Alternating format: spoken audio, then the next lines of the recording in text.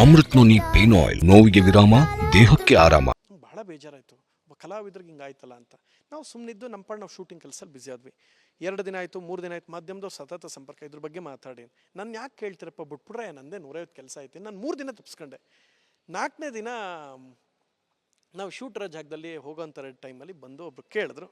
ಹಾಗೆ ಹೇಳಿದೆ, ಪ್ರಥಮ್ ಏನು ಹೇಳ್ತೀರಾ ಅಂತ. ಪೊಲೀಸ್ನವ್ರು ಪೊಲೀಸ್ ಕೆಲಸ ಮಾಡಲಿ, ಲಾಯರ್ ಕೆಲಸ ಮಾಡಲಿ, ಮಾಧ್ಯಮದವ್ರು ಅವ್ರ ಕೆಲಸ ಮಾಡಲಿ, ಜನ ನೀವು ಅಭಿಮಾನಿಗಳು ನಿಮ್ಮ ಕೆಲಸ ಮಾಡಿ, ಹೊಟ್ಟೆ ತುಂಬ ಊಟ ಮಾಡಿ, ಟೈಮ್ ಟು ಟೈಮ್ ನಿದ್ರೆ ಮಾಡಿ, ನಿಮ್ಮ ಅಪ್ಪ ಅವ್ನು ಚೆನ್ನಾಗಿ ನೋಡ್ಕೊಳ್ಳಿ, ನ್ಯೂಸನ್ನು ನೋಡಿ ಏನಿದೆ ಕಾನೂನು ಡಿಸೈಡ್ ಮಾಡ್ತೀನಿ, ನೀವು ಆರಾಮಾಗಿರಿ ಅಂತ ಹೇಳಿದೆ. ಅಂಧಾಭಿಮಾನಿಗಳಿಗೆ ಏನು ಹೇಳ್ತೀರಾ ಅಂದರು. ಅಂಧಾಭಿಮಾನಿಗಳು ಅಂತ ಮೆನ್ಷನ್ ಮಾಡ್ರು. ಅಂಧಾಭಿಮಾನಿಗೆ ಓಡಿಸಿ ಎತ್ತಲಾಗ ಕೂತ್ಕೊಂಡು ರೋಡ್ ಬ್ಲಾಕ್ ಮಾಡ್ಕೊಂಡು ಹಾಳು ಮಾಡ್ಕೊಂಡು ಕೂತವ್ರೆ ಅಂತ ಹೇಳಿದೆ. ಅಂಧಾಭಿಮಾನಿಗಳು ಯಾರಲ್ಲಿ ಸ್ಟೇಷನ್ ಮುಂದೆ ಕೂತ್ಕೊಂಡು ಕೂಗ್ತಾರೆ ಅಂದರೆ, ಹಂಗಾರೆ ನೀವೇನು ಅಂದರೆ ಪೊಲೀಸ್ ಅರೆಸ್ಟ್ ಮಾಡೋದೆಲ್ಲ ತಪ್ಪು, ಅವ್ರಿಗೆ ಗೊತ್ತಿದೆ, ಇವರೇ ಎಲ್ಲ ಕೂತ್ಕೊಂಡು ಡಿಸೈಡ್ ಮಾಡ್ತಾರೆ ಥರ ಆಯ್ತು. ಹಂಗೆಲ್ಲ ಕೂತ್ಕೊಂಡು ರೋಡ್ ಬ್ಲಾಕ್ ಮಾಡಬೇಡ್ರಯ್ಯ ಅಂತ ಬೈದು ಕೇಳಿಸ್ತೆ. ಯಾರಿಗೆ? ಅಂಧಾಭಿಮಾನಿಗಳಿಗೆ. ಅದಾಯಿತು. ನೆನ್ನೆ ಒಂದಷ್ಟು ಜನ ಎಲ್ಲರೂ ಕರೆಕ್ಟಾಗಿ ಹಾಕರು.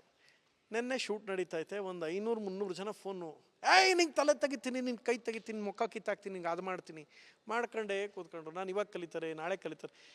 ಸರ್ ಆಫೀಸ್ ನಂಬರ್ಗೆ ಒಂದು ಈಸ್ಕೊಂಡು ಕೊಡಪ್ಪ, ನಾನೇ ಮಾತಾಡ್ತಿದ್ದೆ. ಪ್ರಥಮ್ ಅಂದ. ಹೇಳಿ ಅಂದೆ. ಎಲ್ಲಿದ್ಯಾ ಅಂದ. ಎಲ್ಲೋ ಒಂದು ಕಡೆ ಇದ್ದೀನಿ ಹೇಳಿ ಅಂದೆ. ನಂಗೆ ಈಗ ಬೇಕೀಗ ಅಂದ. ನಿನಗೆ ನಾನು ಯಾಕೆ ಬೇಕು ಅಂದೆ. ನಾನು ನಿಂಗೆ ಇದು ಮಾಡ್ತೀನಿ ಅಂದ. ಇದು ಮಾಡ್ತೀನಿ ಅಂದರೆ ಅಂದೆ. ಇಲ್ಲ ಎಲ್ಲಿದೆಯಾ ಹೇಳೋ ಅಷ್ಟೇ, ಅವೆಲ್ಲ ಗೊತ್ತಿಲ್ಲ. ಹೆಂಗೆ ಗೊತ್ತಾ ನಾವು ಬಾಸ್ ಹುಡುಗ್ರು ಹೆಂಗೆ ಅಂದ್ರೆ. ಇಲ್ಲ ಎಲ್ಲಿದೆಯಾ ಹೇಳೋ ಅಷ್ಟೇ, ಅವೆಲ್ಲ ಗೊತ್ತಿಲ್ಲ.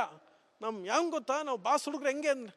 ಆಯಿತು, ಈಗೇನು ಮಾಡಬೇಕು ಅಂತ ಹೇಳಿದೆ. ಆಮೇಲೆ ಹೇಳಿದೆ, ನೋಡಪ್ಪ ನಮ್ಮ ಬಾಸ್ ಬಗ್ಗೆ ಯಾಕೆ ಮಾತಾಡಿದೆ ಅಂದ್ರೆ, ದೇವರಾಣೆ ಮಾತಾಡಿಲ್ಲ ನಾನು. ಕರ್ನಾಟಕದಲ್ಲಿ ಕನ್ನಡ ಬಾಸು, ಕನ್ನಡಿಗರು ನನಗೆ ಬಾಸು, ನೀನು ಕನ್ನಡಿಗನ ಅಂತ ಕೇಳಿದೆ. ಹೌದು ಅಂದ. ಹಂಗೆ ನೀನೇ ನನಗೆ ಬಾಸು, ನಿಮ್ಮ ಅಪ್ಪ ಅವ್ವ ನಿನಗೆ ಬಾಸು ಕಣಪ್ಪ ಅಂತ ಹೇಳಿದೆ. ಹೌದು ಅಂದ. ಮತ್ತು ನಿಮ್ಮ ಅಪ್ಪ ಅವತ್ತನ ಬಾಸ್, ನಾನು ನಿಮ್ಮ ಅಪ್ಪ ಅವ್ನಿಗೆ ಎಲ್ಲಿ ಬೈದೆ ನಾನು ಅಂತ ಕೇಳಿದೆ.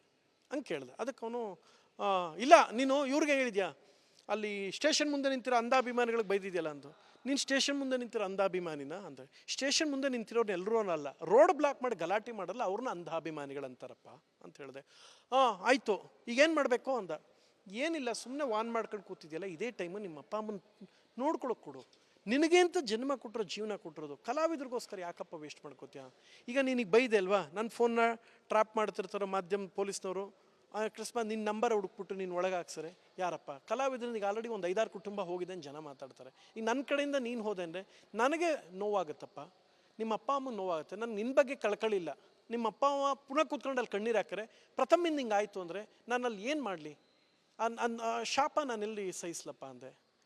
ಅಣ್ಣ ಅದು ಸಾರಿ ಅಣ್ಣ, ನಿಮ್ಮ ಬಗ್ಗೆ ಹಂಗೆ ಅನ್ಕೊಬಿಟ್ಟಿದೆ ಅಣ್ಣ, ನನಗೂ ನಿಮ್ಮ ಕಂಡ್ರೆ ಆಯ್ತಿರ್ಲ ಕಣ್ಣಣ್ಣ, ನಾವು ಚೆನ್ನಾಗಿ ಇಷ್ಟಪಡ್ತಿದ್ವು ಅಣ್ಣ, ಇವರೆಲ್ಲ ಸೋಷಿಯಲ್ ಮೀಡಿಯಲ್ಲಿ ಹಾಕಿ ಬೈ ಅಂತ ಈಗ ಹೇಳಿದ್ರು ಅಣ್ಣ, ಅದಕ್ಕೆ ಹಂಗೆ ಮಾಡಿದೆ ಅಂತ. ಈಗ ಇದನ್ನ ರೆಕಾರ್ಡ್ ಮಾಡಿದ್ಯಲ್ಲ, ಏನು ಮಾಡ್ತೀಯ ಅಂತ ಹೇಳಿದೆ. ಇಲ್ಲ ಅಣ್ಣ, ನಾವು ಇದನ್ನ ನಿಂಗೆ ರೆಕಾರ್ಡ್ ಮಾಡಿ ಪ್ರಥಮ್ಗೆ ಬೆವಲಿಡಿಸ್ತೆ ಅಂತ ಹಾಕಮ್ಮ ಅಂತ ಇದ್ದೆ ಅಣ್ಣ, ಸಾರಿ ಅಣ್ಣ ನಂಗೆ ಕ್ಷಮಿಸ್ಬಿಡಿ ಅಣ್ಣ ಅಂದ. ಅದನ್ನು ನೋಡಿದ್ದೀನಿ, ಇದು ನೋಡಿದ್ದೀನಿ, ಏನು ಮಾಡಮ್ಮ. ಈಗ ಜ್ಞಾನ ಭಾರತಿ ಪೊಲೀಸ್ ಠಾಣೆಯಲ್ಲಿ ಎಷ್ಟೊತ್ತಿಗೆ ನೀವು ಕೇಸ್ ದಾಖಲಿಸಿದ್ರಿ, ಹಾಗೆ FIR ಆಗಿದೆಯಾ, ಎಷ್ಟು ಬಂತು? ಶೂಟ್ ನಡೀತಾ ಇತ್ತು, ಅವ್ರು ಇನ್ಸ್ಪೆಕ್ಟರ್ ಸೆಕ್ಯೂರಿಟಿಗೆ ಬಂದಿದೆ, ಇದ್ದಾರೆ ಇಲ್ಲೇ. ಸೊ ಅವರು ಪೊಲೀಸ್ ಸೆಕ್ಯೂರಿಟಿ ಕೊಟ್ಟಿದ್ದಾರೆ, ನಡೀತೈತೆ. ಅವ್ರು ಏನು ತಪ್ಪು ಮಾಡೋರಿಗೆ ಶಿಕ್ಷೆ ಆಗಲಿ. ನನ್ನ ಕೇಳಿದ್ರು, ಪ್ರಥಮ್ ನಾವು ಸಲಹಿದ ಕೈಗಳು ನಮ್ಮ ನೋವಿಗೆ ಸ್ಪಂದಿಸಿದಾಗ ಆಗುವ ಸಂತೋಷ. ಅಮೃತ್ ನೋನಿ ಪೇನ್ ಆಯಿಲ್, ನೋವಿಗೆ ವಿರಾಮ, ದೇಹಕ್ಕೆ ಆರಾಮ. ಇದ್ರ ಬಗ್ಗೆ ನೀವೇನು ಹೇಳ್ತೀನಿ. ನಾನು ಒಂದೇ ಮಾತೊಂದೆ, ಸರ್ ದಯವಿಟ್ಟು ಯಾರನ್ನೂ ಅರೆಸ್ಟ್ ಮಾಡಬೇಡಿ ಅಂದೆ. ಪ್ರಥಮ್ ನೀವು ಹೇಳ್ದಂಗೆಲ್ಲ ಮಾಡೋಕ್ಕಾಗಲ್ಲ ಅಂದರು. ಸರ್ ಪ್ರಥಮ್ ಅದು ಕಾನೂನು ಹೇಗೆ ಹೇಳುತ್ತೆ, ನಾವು ಅದನ್ನು ಮಾಡಲೇಬೇಕು ಅಂದರು. ಸರ್ 10 ಕುಟುಂಬ ಜೈಲಿಗೆ ಹೋಗಿದೆ ಈಗ ಆಲ್ರೆಡಿ, ಕುಟುಂಬದವರೆಲ್ಲ ನೋವು ಅನುಭವಿಸ್ತವ್ರೆ. ಈಗ ನಮ್ಮ ಕಡೆಯಿಂದ, ಪ್ರಥಮ್ ಕಡೆಯಿಂದ, ಕಲಾವಿದ್ರ ಕಡೆಯಿಂದ ಇನ್ನೊಬ್ರು ಹೋದ್ರು ಅಂದರೆ ನಾನು ಹಿಂಗೆ ಸರ್ ಹೊರಗಡೆ ನಂಗೆ ನೋವಾಗುತ್ತೆ ಸರ್ ಅಂದೆ. ಪ್ರಥಮ್ ಇದು ನಿಮ್ಗೆ ನೋವಾಗುತ್ತೆ ಅಂತಲ್ಲ, ಅವರು ನಿಮ್ಮೊಬ್ರಿಗೆ ಎಲ್ಲ ಕನಿಷ್ಠ 200 ಜನಕ್ಕೆ ಎಲ್ಲರಿಗೂ ಬ್ಲ್ಯಾಕ್ ಮೇಲ್ ಮಾಡೋದು, ಇದೆಲ್ಲ ಮಾಡ್ಕೊಂಡು ಕೂತಿದ್ದಾರೆ. ಸಾಧ್ಯ ಅವ್ರು ತಿಳುವಳಿಕೆ ಹೇಳಿ ಸರ್ ಅಂದೆ. ಪ್ರಥಮ್ ನಾವು ಅದು ಮಾಡ್ತೀವಿ, ನಾವು ಇದನ್ನ FIR ಆಗಿ ತೊಗೋತೀವಿ ಅಂತ ತೊಗೊಂಡಿದ್ದಾರೆ. ಇನ್ಸ್ಪೆಕ್ಟರ್ ಸೆಕ್ಯೂರಿಟಿ ಕೊಟ್ಟಿದ್ದಾರೆ ಫೈಟ್ ನಡೆಯೋ ಜಾಗದಲ್ಲಿ. ಏನಾಗುತ್ತೆ ಗೊತ್ತಿಲ್ಲ. ಒಂದಷ್ಟು ಯೂಟ್ಯೂಬ್ ಚಾನಲ್ಗಳು ಸುಮ್ಮನೆ ಅವ್ರ ಹೆಸರು. ಆಮೇಲೆ ಇನ್ನೊಂದೇನು ಗೊತ್ತಾ, ಅಲ್ಲಿ ಪ್ರವೋಕ್ ಮಾಡ್ತಾ ಇದ್ದಾರೆ ಸರ್. ನಿಜವಾಗ್ಲೂ ಅಭಿಮಾನಿಗಳು ಯಾರೋ ಹಂಗೆ ಮಾಡಲ್ಲ. ಅವ್ರನ್ನ ಯಾರೋ ಮೈಕ್ ಇಟ್ಕೊಂಡು ಇದ್ರ ಬಗ್ಗೆ ಏನು ಹೇಳ್ತೀರಿ, ಹೇಳಿ ಹೇಳಿ ಹೇಳಿ ಅಂತ ಪ್ರವೋಕ್ ಮಾಡ್ತಾ ಇರೋದ್ರಿಂದ ಅವ್ರು ರೊಚ್ಚಿಗೆದ್ದು ಮಾತಾಡ್ತಾ ಇದ್ದಾರೆ. ಅದು ಯಾವುದೋ ಅವೆಲ್ಲ ಮಾಡಬೇಡ. ನಾನೊಂದು ಅಲ್ಲೊಂದು ಹುಡುಗಿ ಆ ಕೆಲಸ ಮಾಡ್ತಾ, ಅವ್ರು ಹೇಳ್ತೀನಿ ಮಾಡಬೇಡ್ರಮ್ಮ, ಆರಾಮಾಗಿರಿ, ಒಳ್ಳೆ ರೀತಿಲಿ ಬದುಕಿ.